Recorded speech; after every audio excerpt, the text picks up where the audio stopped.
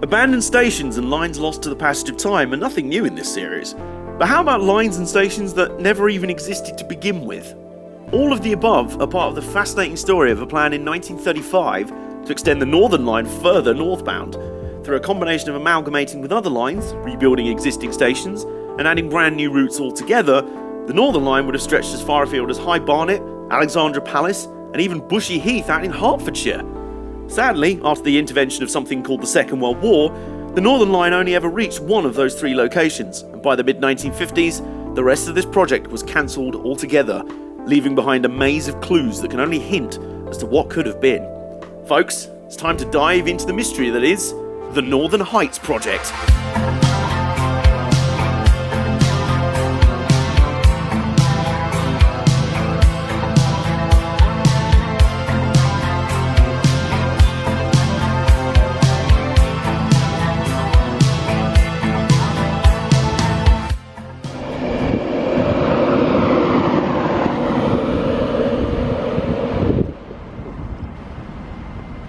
Hello people of the internet, welcome back to another Station on the Mile, and welcome Nate. Hello. To the show. How you doing? Yeah, it's been a while. It has. We've done a lot of stuff on YouTube. Not train videos. Not trains, but today. Until today, yes. And where are we? Finsbury Park. Yeah, we are at Finsbury Park. Hello again, Northern City Line. Everything just seems to come back to the Northern City Line. It does. However, we're not actually looking at the Northern City Line today. Are we not? No. Oh. Oh, have I let you know? Oh. We're looking at something that was going to involve the Northern City Line that started being built and then wasn't. So this is a little bit different to a normal video where normally we look at stations that did exist and now don't. Today we're looking at stations that never existed to begin with. Oh. And some that did exist and now don't. Today's episode's got a bit of everything, because today's episode is looking at the Northern Heights Project. You spoke to me about this ages ago before we even started doing another Station on the Mile. You've been quite interested in doing this one for a while, haven't you? Yeah, I'm a fan of North London sort of bits. I get the Northern Line more than any other line for some reason. That's sort of my area of interest in London. I also love the fact that on the day we're filming this, it is grey and rainy outside. You could say it's grim up north, London. So I'm just watching the tumbleweed blow through. Before we tackle this one, it's probably best that we consult the whiteboard, because trust me, there's a lot to map out here. Let's start with how the northernmost end of the Northern Line looked in the early 1930s. Past Camden Town, the two branches went as far as Edgware on one side and Highgate on the other, though not that Highgate station, as we'll see in a minute. Additionally, the Northern City Line from Moorgate to Finsbury Park was also part of the Northern Line at this point in time. And as part of the vast New Works programme announced by London Transport in 1935, the Northern Heights project proposed several major changes. Firstly, connecting the Northern City Line to the overground lines at Finsbury Park. Secondly, taking over the existing LNER-owned lines from Finsbury Park to High Barnet, Edgware and Alexandra Palace, and convert them for use by tube trains. Thirdly, extending the Highgate branch up to the already existing LNER Highgate station, renaming the previous terminus station Archway in the process, and connected up with the other converted LNER lines. And finally, build a brand new line northbound from Edgware all the way out to Bushey Heath, complete with intermediate stations and a new depot. You got all that? Good, because that was the Northern Heights plan in full. Work began in earnest and continued at great pace until the Second World War began in 1939, at which point almost all work ceased. By 1941, only the High Barnet branch conversion and the Highgate connection to this route via new deep-level platforms was actually completed, with other parts, like the new Brockley Hill station and the Northern City Line connection at Finsbury Park, halted in a work-in-progress state. Unfortunately, work never did restart on the project. After the war, funds required to electrify the remaining LNER branches to Alexandra Palace and Edgware were instead diverted, understandably, to the post-war relief and repair effort. Meanwhile, the area north of Edgware became part of the new metropolitan Greenbelt, meaning the anticipated prospect of new housing developments vanished altogether, and with them the demand for the new line and stations. The Bushey Heath extension was formally cancelled in 1950, and the rest of the Northern Heights plan ditched for good in 1953. The LNER branches, now run by British Railways, were themselves closed in 1954, with only the already electrified sections left standing, those being the branch to High Barnet and the Edgware line only as far as Mill Hill East. Everything past that was abandoned, and we are left with what we see on the tube map to this day. One original terminus for the Northern Line at Edgware, a new one over at High Barnet, a tiny spur to Mill Hill East, and a whole host of questions as to what might have been. Thankfully, one other part of the Northern Heights plan did finally get completed many years later. You remember the Northern City Line? The connection to the surface platforms at Finsbury Park was finally completed in 1976 by British Rail, some 22 years after the lines it was going to connect to closed, and nearly 40 years after the ramps to facilitate the connection itself were first built. Never mind, we got one happy ending out of it, I guess. And speaking of Finsbury Park, it also happens to be the start of our adventure today. So we're starting at Finsbury Park, and the first part is kind of split into two parts today's video. The first part, we're going to trace the route of a branch that ran from here up to Alexandra Palace. Ooh, a bit like the Northern City Line then. A bit like the Northern City Line, yes, except it's not there anymore. But very usefully, most of it is now a nature trail. Ooh, so it's very easy to see where this line used to go, and apparently there's even some old relics of the old stations along the line. Should we go find it? Let's go. Let's do this! Leaving Finsbury Park, it's initially quite hard to spot just where the line would have branched off and headed towards Highgate and Alexandra Palace. Then it gets a lot easier with the start of the Parkland Walk.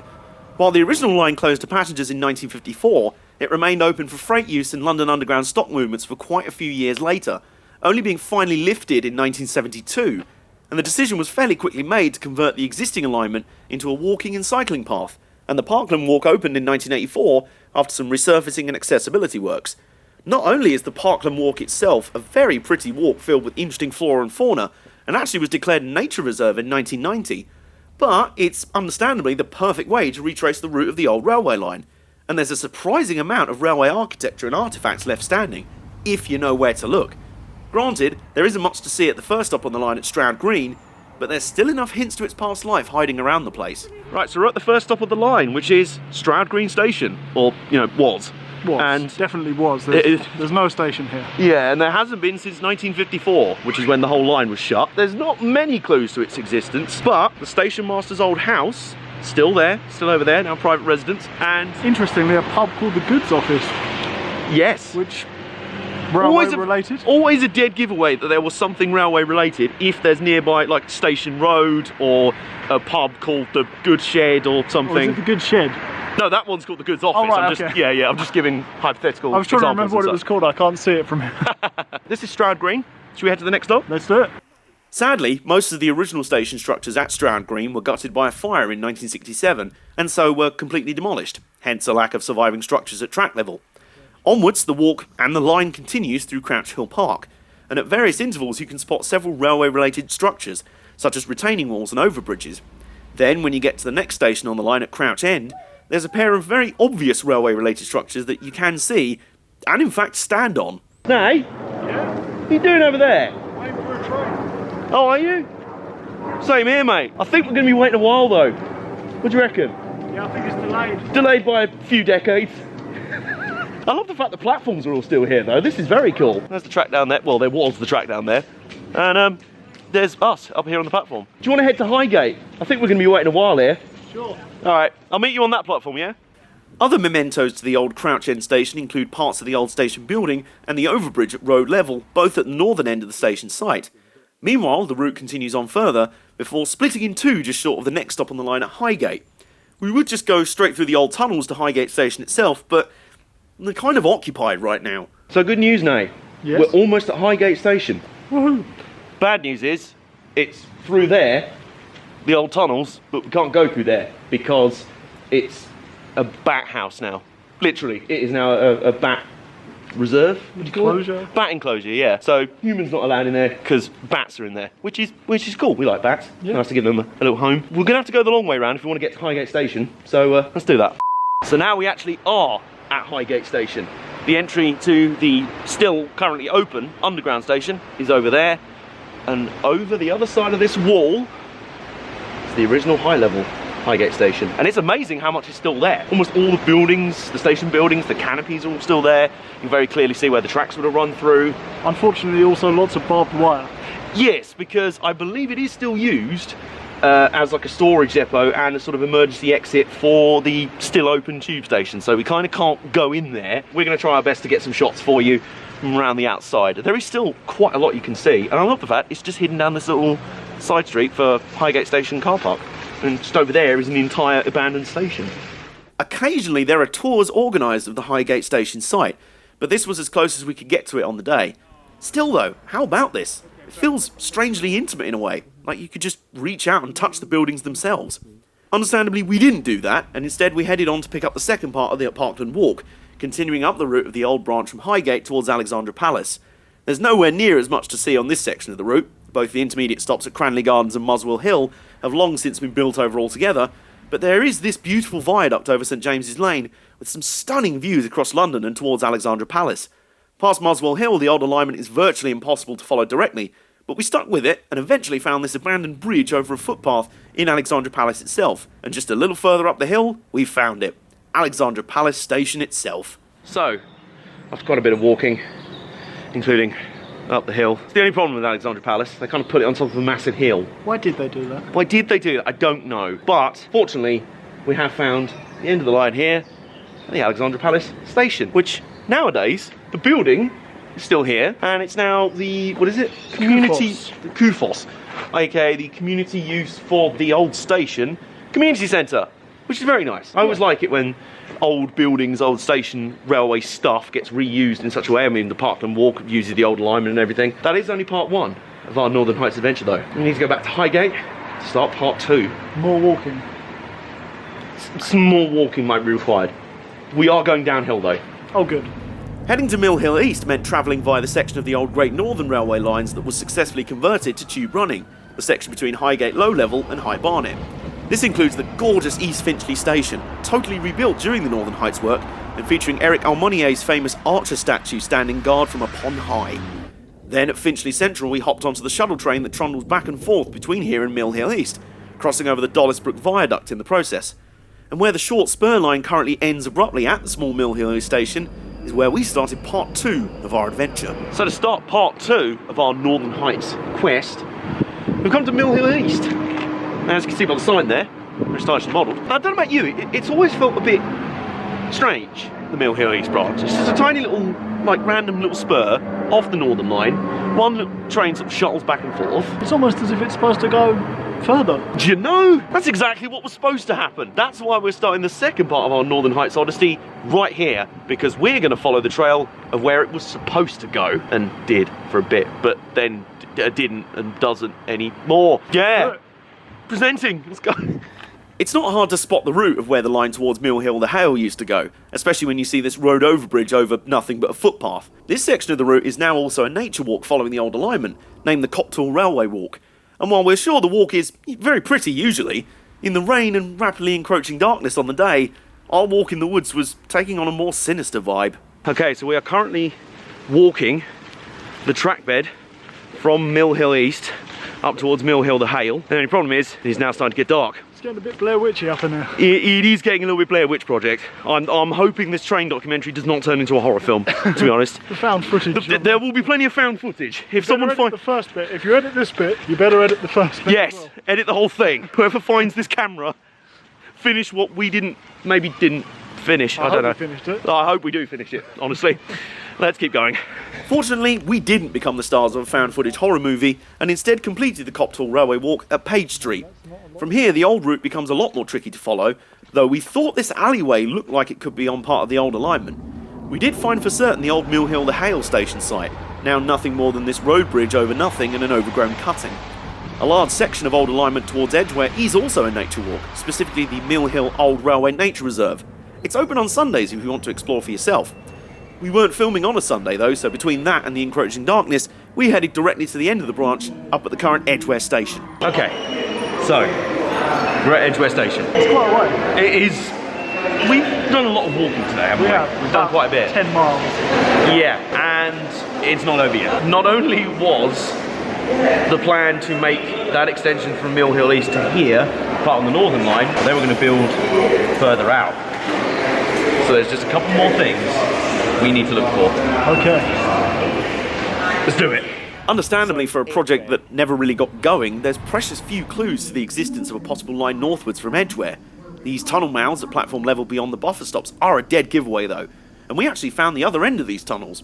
Well, this wall down a back street behind Nando's over a cutting that has long since been infilled. But sometimes in this business, you take what you can get, alright? And speaking of random walls, that brings us to what would have been the first stop northbound on the line and the only station that actually started being built, Brockley Hill Station. So now, our epic quest ends next to a tatty old wall by the A41. But it's a special wall, is it not? Correct. This is actually no ordinary wall that I'm casually leaning on here. This would have been part of the viaduct that carried that Northern Line extension from Edgware into Brockley Hill station. And this is one of the few bits of the extension that actually got built. A wall that is just now overgrown and people are driving past every day would have literally been where a station would have been. The thing is, that's not the only part of Brockley Hill station that got built before the project was cancelled. But unfortunately, as you can see, it's kind of dark, and they're all in a field over there that's very dark. Unfortunately, Nay, we're not going to be able to show you some half-finished, overgrown arches in a field just near the A41. I know that's why you've come all this way with me today.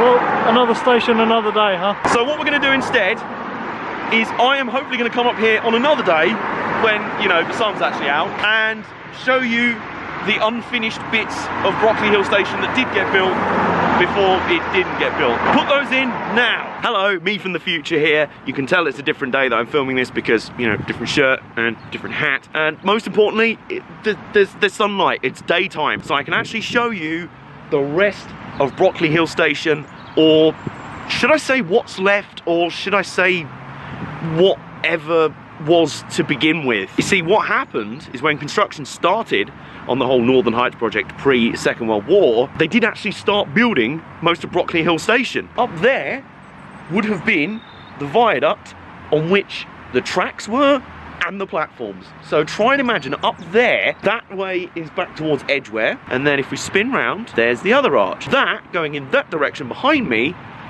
would be where it heads up to Elstree South and Bushey Heath. You may be wondering why we're not going to be checking out Elstree South or Bushey Heath much in this video. It's because they never even got started. There's barely, if anything, to spot about those stations because construction work barely begun on them before it was shut down. But Brockley Hill was the exception. They actually started work here. They built 3 at least abutments for the viaduct where the station would sit on, and that wasn't just all that was going to be here. It wasn't just going to be the station. There was going to be new road. That road over there was going to be redesigned. There was going to be shop fronts. The ticket hall was going to be down on ground level where I'm stood, and then you walk up to the platforms. There'd be provisions for escalators. It would be future-proofed, and amongst all that, there are earthworks, which I'm going to try and get some video of, see if we can find it, of where the tunnel and the rest of the route would have gone towards Elstree South and Bushey Heath. And what's intriguing is that this much of the station was completed, and there was more of this. There was consideration to come back and actually finish Brockley Hill because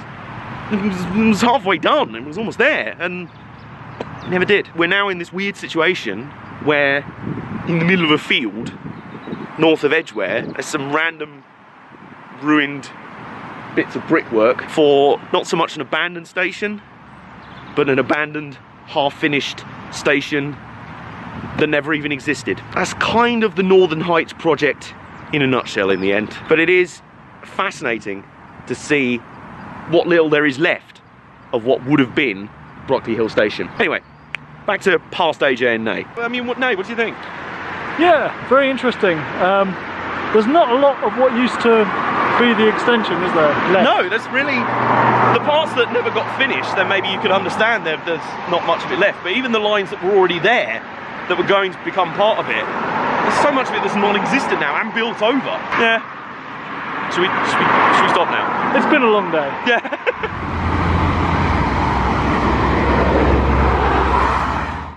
So appropriately, we end today's epic quest in front of the tunnel portals out of Edgware that would have seen the Northern Heights project extend out, further out of the city. Today's one's had a bit of everything. It's had abandoned lines that did exist, abandoned stations that did exist, track that you can very clearly see where it was, track where you can't really see much where it was, and then a line that never was to begin with, which is all very puzzling. So, what the day? What have your thoughts been? A lot of walking, but you know, there's been a lot to see as well. It would have been cool for the Northern Heights to go because obviously they're extending it at the south bit. They are now. Battersea and whatnot. Yep, they are. So it would have been cool if it went further north as well, but it would also have made it a very epically large line. Presumably that's why it was in conjunction with the branches to Alexandra Palace and connecting up with the Northern City line, because as we know, everything comes back to the Northern City line. It does. In the end, everything is the Northern City line. And in fact, that was the only part of the Northern Heights project to be a success.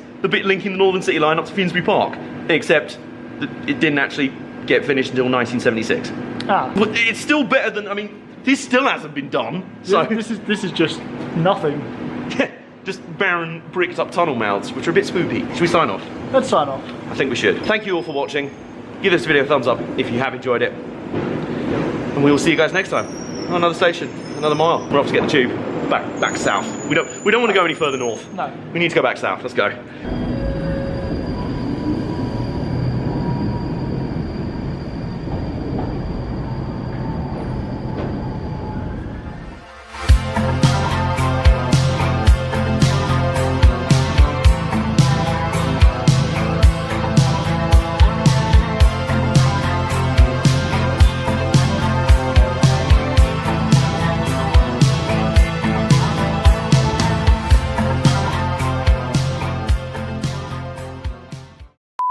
Oi. Hi. That's the intro. This is like Armbar Arcade days. That's the intro. That's the intro. We got it. Okay, so we are officially at the first stop on the line, which is Hey. Stroud Green Station. Or, you know... What was that noise? Just adjusting to the fact that some spanner forgot their tripods. Wasn't me. He forgot all his tripods? Wasn't me. This is Crouch End Station, right? You might want to check that. Oh my god, it's all zoomed in. Extreme close up! Squirrels! Squirrels! We interrupt this railway documentary for squirrels.